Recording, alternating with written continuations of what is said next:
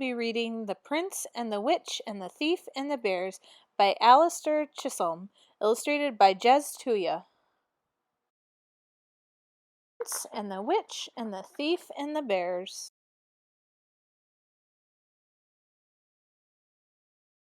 The Prince and the Witch and the Thief and the Bears by Alastair Chisholm, illustrated by Jez Tuya. "What story shall we have tonight?" asked Dad, as he tucked Jamie into bed one evening. "A made-up one," said Jamie, "with a prince and a bear and a witch and more bears." "All right," said Dad. "Why not?" said Dad, "is a story called And the Witch and the Thief and the Bears by Jamie's dad." "Once upon a time," said Dad, "there lived a valiant prince. He was a brave and noble prince, and he lived in a far-off kingdom where he—" "How far off?" asked Jamie. asked Dad. "How far off was the kingdom?" "The kingdom," said Dad, "was far, far away on the top of the highest mountain in the world, Mount Really, Really Tall, where fierce bears and dragons and wolves prowl."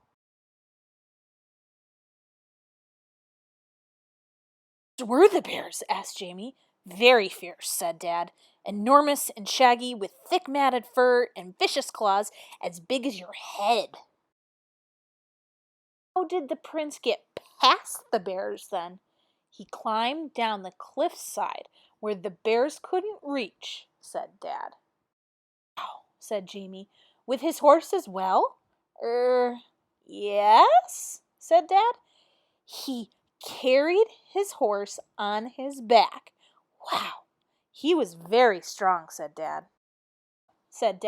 "There was the prince, and he was very brave, and one day he set off to rescue a beautiful princess." "Why couldn't the princess rescue the prince?" complained Jamie. "Mom says princesses in stories are rubbish." "Story, it's the prince. I wanted to be the princess," said Jamie. "All right," replied Dad. "Why not? The very brave princess set off." "Oh, actually, I want the prince," said Jamie. "The prince," exclaimed Dad, "set off to rescue the princess." The princess was a prisoner in a dark tower at the edge of the forest. She was being held there by her wicked aunt, who was really a witch with an evil eye. "How evil?" "So evil that it could turn you into stone," said Dad. "Or jello?" asked Jamie. "No, stone. But maybe jello sometimes?" "Well, okay, yes, sometimes," said Dad. "Good," said Jamie. "I like jello."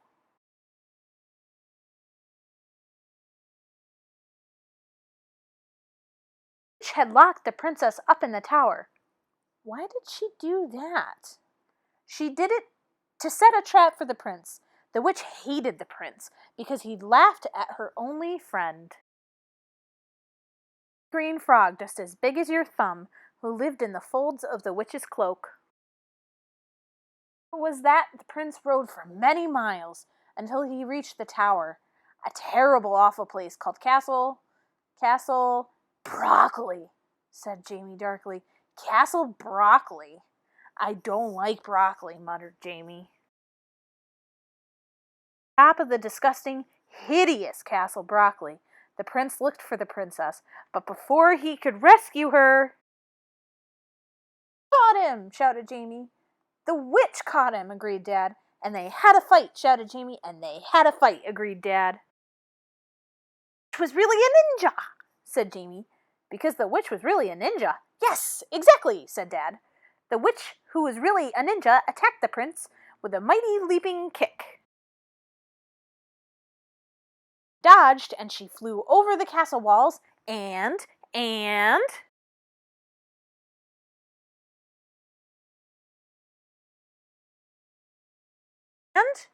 was eaten by the bears," said Dad dramatically. "Oh," said Jamie. Dad looked down. "What's wrong?" he asked. "I liked the witch," said Jamie. "She was a ninja, and she had an evil eye and a frog, and anyway, it was all the silly prince's fault for laughing, and she never got to turn anyone into jello." Said Dad. "Right. The witch was eaten by the bears," he said. or so it seemed. The last minute, the princess, who was secretly a famous jewel thief called Fingers Malloy, picked the lock on her cell. To the wall, threw down a grappling rope, and caught the witch.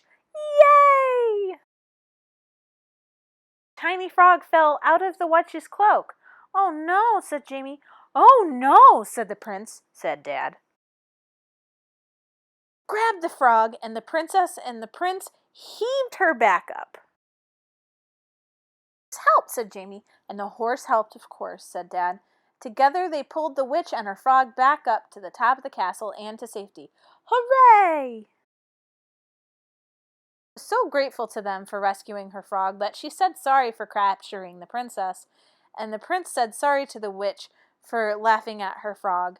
And then the prince and the princess, who was secretly the jewel thief Fingers Malloy, set off home for their next adventure. As night fell and the stars twinkled over the land of Mount Really, Really Tall, the witch tucked the frog back into the folds of her cloak, where it was nice and warm. Dad tucked Jamie under the covers.